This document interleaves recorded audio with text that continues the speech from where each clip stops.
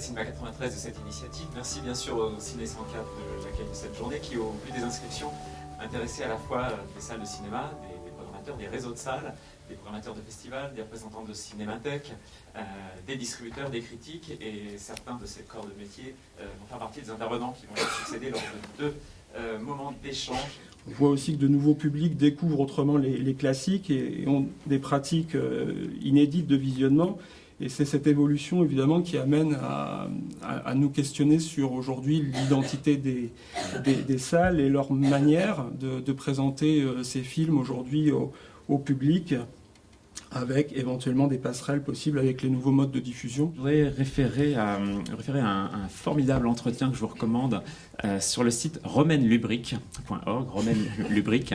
Non, c'est pas une blague, c'est un site entièrement dédié au domaine public, un site extrêmement militant. Tous les textes sur la propriété intellectuelle et sur le droit d'auteur aucun ne mentionne le domaine public. On parle des droits des auteurs, des droits des comédiens, des artistes-interprètes, des producteurs, mais jamais on n'a pris en compte le domaine public. Sera dans le domaine public est un fonds constitué des œuvres dont les droits d'auteur ont expiré. Et pas n'importe quel droit, les droits patrimoniaux, c'est-à-dire le droit de reproduire et de représenter l'œuvre. Les droits d'auteur durent en France 70 ans à compter la mort de l'auteur. Les films français, c'est assez compliqué parce qu'il y a très peu de choses. Si vous prenez par exemple le cas de Méliès, qui est donc quand même un des premiers grands cinéastes français, et très vieux, est mort en 1938, avec 70 ans. Ces films sont tournés dans le domaine public juste en 2008, ça fait même pas 10 ans. Alors que c'est quand même un des premiers cinéastes français. Les films Lumière, pour donner un exemple, les films Lumière sont toujours sous droit, par exemple. Ouais, les plus anciens films du cinéma français sont toujours sous droit, il y en a encore pour une dizaine d'années. En ce moment, il y a deux courants, en effet. Comme on l'a dit, comme ça a été dit tout à l'heure, il y a un courant juridique des ayants droit, justement, qui se battent farouchement à coups de millions et de lobbyisme pour voir protéger leur patrimoine, on va dire, de films, leurs œuvres, et donc qui tendent à soit augmenter la protection des droits, soit en tout cas bloquer toute évolution du droit d'auteur là-dessus. Et on a un autre courant qui est finalement assez jeune, même s'il il existe depuis longtemps, mais il a vraiment pris une nouvelle tournure avec l'arrivée d'Internet. C'est une voix qui se porte en faveur du domaine public et en faveur de l'accès à la culture de façon plus importante, sans forcément dénier les droits des auteurs. C'est pas les droits des producteurs. Évidemment, il y a des investissements qui sont assez lourds, même parfois énormes dans le cinéma. On va pas non plus... il faut une durée de droit. L'idée étant de dire comment aménager ces droits pour qu'il y ait un accès plus favorable aux œuvres, ou peut-être réduire les durées de protection pour que ça tombe dans le public un peu plus vite et qu'on puisse jouir des œuvres plus facilement. Évidemment, on savait que les Alice étaient a priori, sous copyright Disney.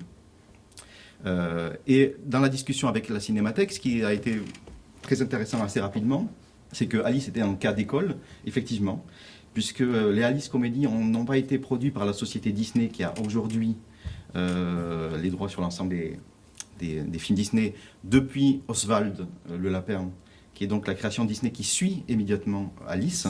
Il n'était pas, enfin, le copyright, disons, Disney sur ces films n'a pas été renouvelé par Disney. Le pestacle de Far West.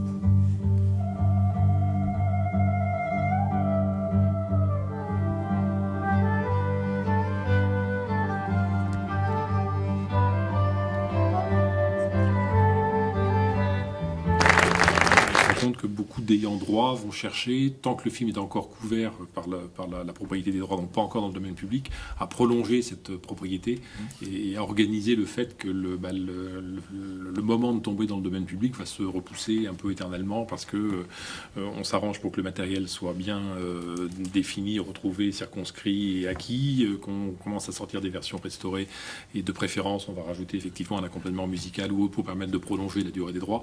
Enfin, il y a quelques entreprises qui commencent à se positionner comme ça très clairement sur le sujet, ce qui fait que des films qui devraient tomber dans le domaine public, finalement, n'y tomberont pas, se mettent à la place de ces descendants d'auteurs qui peuvent aussi se dire c'est mon patrimoine familial, c'est mes grands ou arrière-grands-parents qui ont créé cette œuvre et je souhaite la protéger. Et pour mieux la protéger, je préfère avoir en face de moi quelqu'un qui en assure l'exploitation et qui je me mets d'accord que de laisser partir l'œuvre dans la nature et de ne pas savoir comment elle va être interprétée, réappropriée et est-ce que mon droit moral d'auteur très spécifique français sera respecté une fois que l'œuvre sera en libre circulation sur Internet. Donc il y a effectivement ces deux courants qui se développent.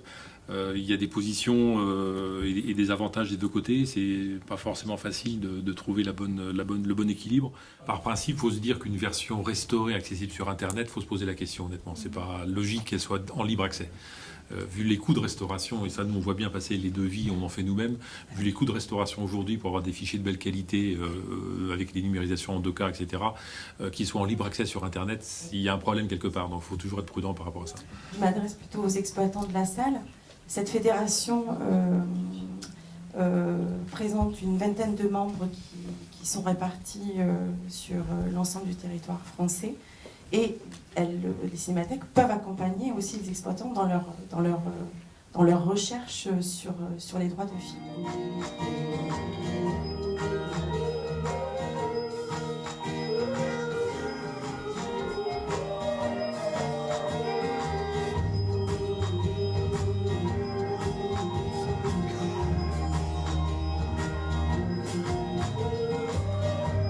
Et on a créé une association qui s'appelle donc la Cinémathèque des réalisateurs et dont la Cinéthèque est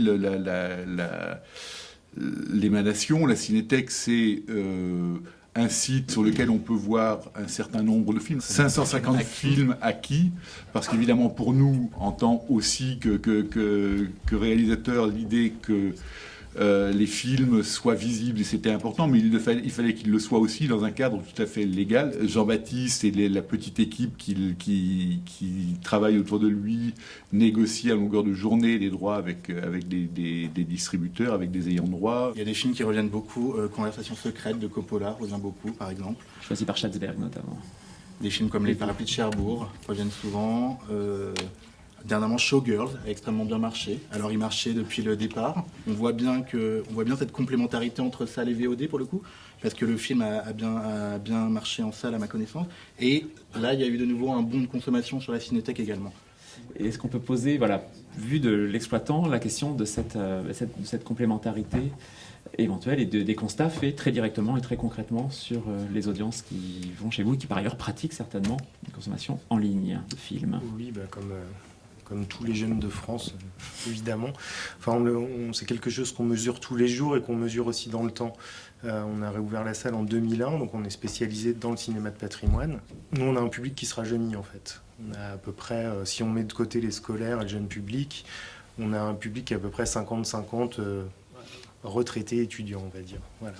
Et cette proportion d'étudiants, elle a augmenté au cours des ans, elle a augmenté à mesure de cette consommation en ligne. En tout cas, par les discussions qu'on a en salle, on le sent beaucoup. Ces étudiants voient les films sur Internet et viennent les revoir en salle, tout simplement. Voilà, donc j'y vois une complémentarité évidente et vertueuse, évidemment, contrairement à ce qui peut se dire dans la profession par ailleurs. On parle de complémentarité, mais pour moi c'est plutôt parallèle en fait depuis le début. J'allais dire Internet est l'ennemi, mais c'est un ennemi qui ne disparaîtra jamais, donc à partir de là, on est là pour y réfléchir. Et on parlait d'un site en particulier dans l'article qui s'appelle Karagarga, qui est pour l'anonymat total et qui est extrêmement cinéphile, mais si vous ne connaissez pas, je pense que vous serez très surpris de voir tout ce qu'il y a. Il y a tout Eustache, et encore ça c'était facile à récupérer. Bon, il manquait un Eustache. Et je veux dire, le vrai ennemi, ce sont les sites en accès libre qui se font de l'argent sur le dos des films avec de la publicité. Karagarga, il n'y a rien. Parfois, on découvre des films en fait sur site qui sont assez rares. Et il se trouve que parfois, il y a des programmateurs ou des salles qui le programment. Et je pense que vraiment tout le monde va le voir, quoi. Ça a été le cas pour le film de Catherine Binel et Jeu de la comtesse de Ingen de Gratz, qu'on avait découvert en fait avec une copie vraiment affreuse en fait sur ce site. Et on avait été un peu éblouis, on avait été un peu étonnés. C'est un peu comme... ça faisait penser à Flamme d'Arieta. Et le Forum des images, il y a 2 ans, je crois, je sais plus, l'avait projeté et puis on y était tous allés. La plupart des personnes qui l'avaient découvert comme ça, bouche à oreille, on en avait parlé, on y était allés. De même que je sais pas, les films de Kramer qu'on avait un peu, même s'il y a un travail d'édition autour des films de Robert Kramer, Mais là, tout à l'heure, on va aller voir le film à Cinémathèque, Milestones. Enfin, je veux dire, il y a vraiment, ça va ensemble. Ça se nourrit. Merci à tous nos intervenants de la seconde table ronde et de la première. Merci aussi à 104 à nouveau de son accueil. Et à très bientôt, et même à tout de suite autour d'un verre. Merci.